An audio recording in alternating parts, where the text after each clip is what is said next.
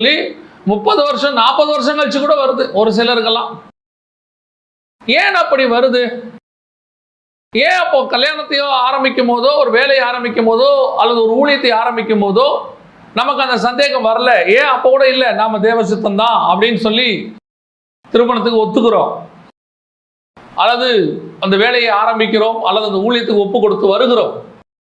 இடையில ஏன் இந்த சந்தேகம் வருது அப்படின்னு கேட்டீங்கன்னா, நம்ம கிட்ட இருக்கிற எப்பவுமே மிக முக்கியமான பிரச்சனை என்னன்னா, முதல் ஸ்டெப்பை ஆண்டவர்கிட்ட கேட்டு தான் வைக்கிறோம், ரெண்டாவது ஸ்டெப்பை ஆண்டவர்கிட்ட கேட்டோமாங்கிறத கேள்வி.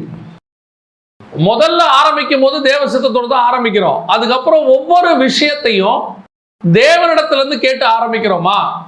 தேவன் தான் அடுத்த ஸ்டெப்பை சொல்றாரா? நம்மளை பொறுத்த வரைக்கும் என்ன, ஒன்னு ஆண்டவர் சொல்லிட்டாரு, இனி ஓட்ட வேண்டியது தான். ஆண்டவர் சொல்லிட்டாரு, இப்ப சென்னையிலேருந்து கோயம்புத்தூருக்கு போன்னு சொல்லிட்டாரு, அவ்வளவுதான், கோயம்புத்தூருக்கு போக வேண்டியது.